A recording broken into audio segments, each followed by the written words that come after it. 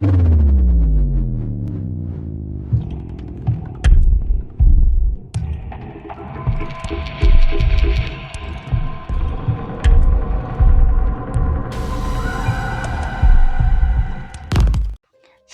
strangers, ¿me extrañaron? El día de hoy les traigo la historia de las chicas del radio, o las chicas fantasma, como también se les llegó a conocer.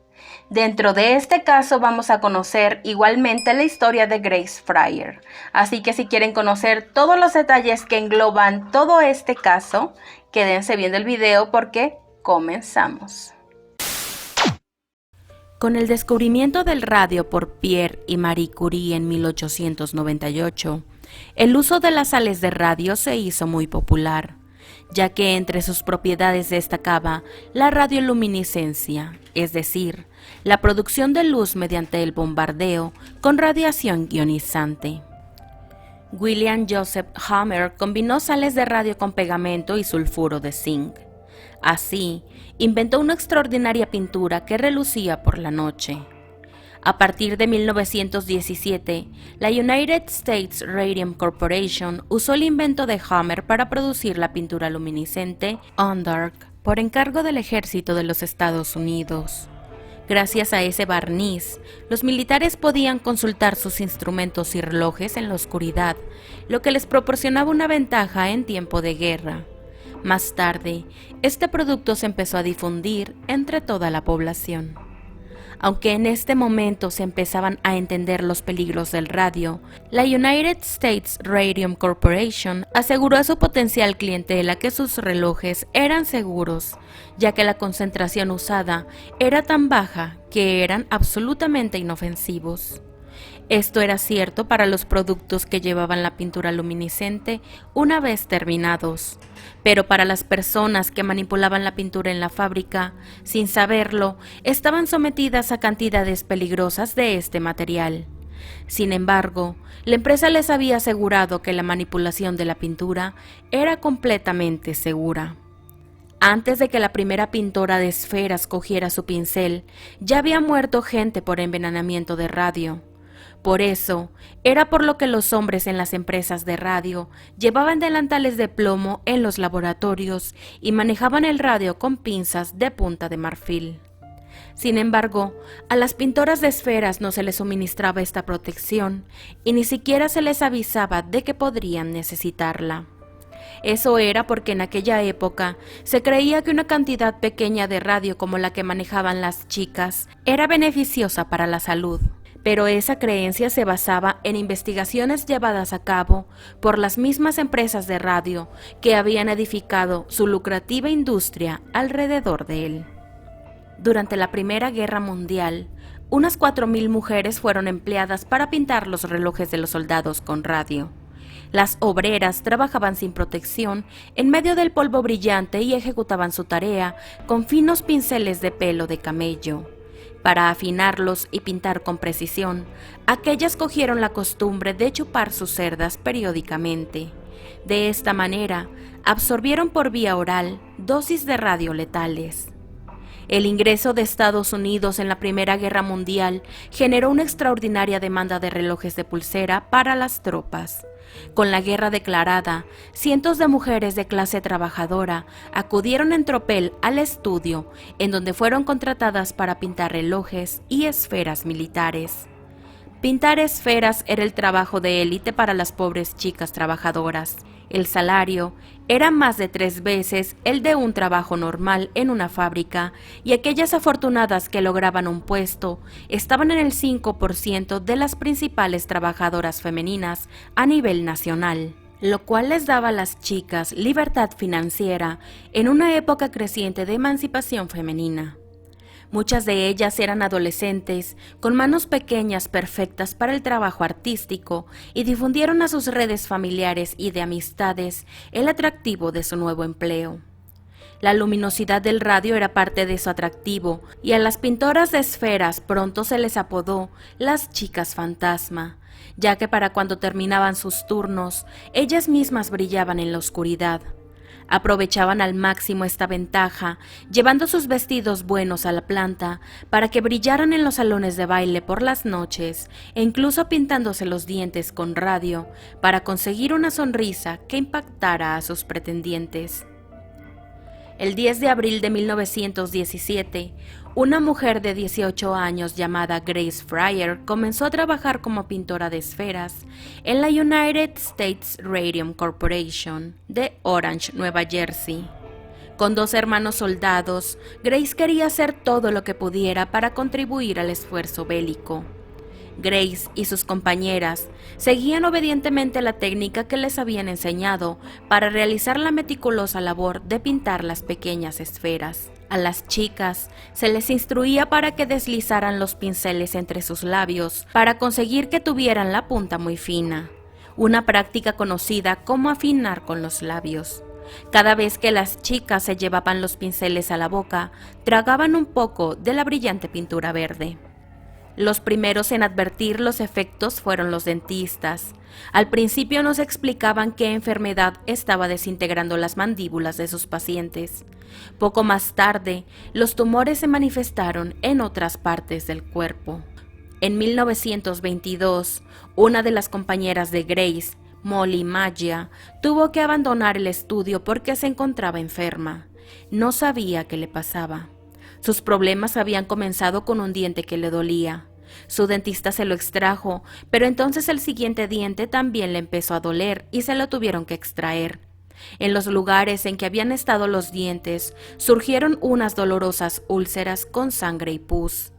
Entonces, sufrió dolores en las extremidades tan intensos que finalmente la incapacitaron para caminar. El doctor creía que era reumatismo, la envió a casa con aspirinas. En mayo de 1922, Molly estaba desesperada. Para entonces, había perdido la mayor parte de sus dientes y la misteriosa infección se había extendido por todo su cuerpo. Pero lo peor estaba por llegar. Cuando su dentista empujó delicadamente su mandíbula dentro de la boca, para su asombro y horror, se rompió entre sus dedos. La retiró, no mediante una operación, sino solamente metiendo los dedos en la boca y sacándola. Tan solo días después, le quitaron la mandíbula inferior completa del mismo modo. Molly estaba literalmente cayéndose a pedazos, y no era la única. Por aquel entonces también Grace Fryer estaba teniendo problemas con la mandíbula y sufría dolores en los pies, al igual que las demás chicas del radio. Cuando Molly murió en 1922, a la edad de 24 años, le diagnosticaron erróneamente de sífilis. A la empresa no le interesaba romper sus contratos militares con el gobierno, así que prefirió lanzar injurias sobre la vida sexual de sus empleadas. Aunque por ese entonces, otras chicas del radio, ex trabajadoras incluidas, ya tenían problemas con sus mandíbulas y sus pies. Como un reloj, las antiguas compañeras de Molly, una a una, pronto la siguieron a la tumba. La US Radium Corporation, la empresa que había contratado a las jóvenes, rechazó cualquier responsabilidad por las muertes durante casi 2 años. Tras sufrir un revés en el negocio, por lo que ellos veían como un chisme que no iba a desaparecer, en 1924 finalmente encargaron a un experto que investigara la relación que había entre la profesión de pintora de esferas y las muertes de las mujeres. A diferencia de la propia investigación de la empresa a favor del radio, este nuevo estudio era independiente y cuando el experto confirmó la relación entre el radio y las enfermedades, el presidente de la empresa se enojó demasiado. En lugar de aceptar los descubrimientos, pagó nuevos estudios que publicaran la conclusión opuesta. También mintió al Departamento de Trabajo que había comenzado a investigar acerca del veredicto del informe original. Públicamente denunció que las mujeres intentaban achacar sus enfermedades a la empresa y condenó sus intentos de conseguir ayuda monetaria para sus crecientes facturas médicas. Con el informe silenciado, el mayor reto de las mujeres era probar la relación entre sus misteriosas enfermedades y el radio que habían estado ingiriendo cientos de veces al día. Aunque ellas mismas hablaban sobre el hecho de que el culpable debía hacer su trabajo, luchaban contra la creencia muy extendida de que el radio era seguro para todos. De hecho, hubo que esperar a que el primer empleado varón de la empresa de radio muriera para que los expertos finalmente se hicieran cargo del caso. Fryer se decidió a buscar a antiguas compañeras para iniciar una demanda colectiva. Aunque le costó años dar con un grupo numeroso y un abogado dispuesto a representarlas ante la multimillonaria compañía. Aún así, el caso llegó a los periódicos, y a pesar de los intentos de encubrir la relación entre las mujeres y la intoxicación por radio de la US Radium Corporation, la demanda llegó a juicio. En 1925, un brillante doctor llamado Harrison Marland diseñó pruebas que probaron de una vez por todas que el radio había envenenado a las mujeres. Marland también explicó lo que estaba ocurriendo dentro de sus cuerpos. Descubrió que cuando el radio se usaba internamente, incluso en cantidades muy pequeñas, el daño era muchas miles de veces mayor. Ese radio ingerido se había instalado posteriormente en los cuerpos de las mujeres y ahora estaba emitiendo radiación constante y destructivamente que estaba perforando sus huesos como si fueran panales de abeja. A pesar de los intentos de la industria del radio por desacreditar el trabajo pionero de Marland, no habían contado con el valor y la tenacidad de las propias chicas del radio. Comenzaron a agruparse para luchar contra la injusticia. Fue Grace Fryer quien lideró la lucha. Por aquel entonces, el envenenamiento por radio no era una enfermedad con derecho a indemnización y las mujeres también estaban obstaculizadas por el plazo de prescripción que establecía que las víctimas de envenenamiento ocupacional tenían que emprender acciones legales antes de 2 años. El envenenamiento por radio era lento y la mayoría de las chicas no comenzaron a enfermar hasta al menos 5 años después de haber empezado a trabajar. Estaban atrapadas en un círculo vicioso legal que aparentemente no podía romperse. Pero Grace era hija de un delegado sindical y estaba decidida a pedir cuentas a una empresa que claramente era culpable. En 1927 Raymond Berry aceptó su caso y Grace, junto con otras 4 compañeras, se encontró en el centro de un drama de tribunales famoso a nivel internacional. Sin embargo, el tiempo se estaba acabando. A las mujeres se les había dicho que solo les quedaban 4 meses de vida y la empresa parecía dispuesta a retrasar los procedimientos legales.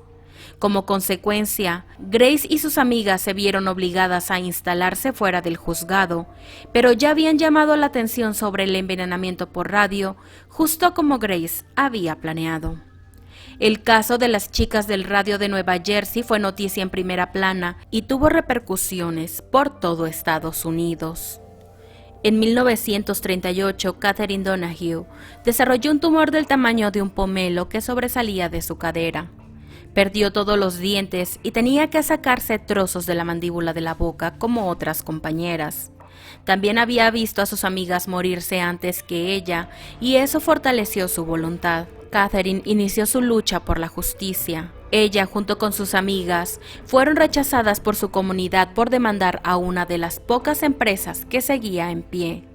Aunque su muerte estaba próxima cuando su caso llegó a los tribunales en 1938, Catherine ignoró el consejo de los médicos y en lugar de ello declaró desde su lecho de muerte. Al hacer eso y con la ayuda de su abogado Leonard Grossman, finalmente consiguió justicia no solo para sí misma, sino para todas las trabajadoras de todas partes. El caso de las chicas del radio fue uno de los primeros en los que una empresa fue declarada responsable de la salud de sus empleados. Llevó a la creación de normas que salvaron miles de vidas. Grace Fryer y Catherine Donahue brillan a través de la historia con todo lo que consiguieron en sus vidas, demasiado cortas.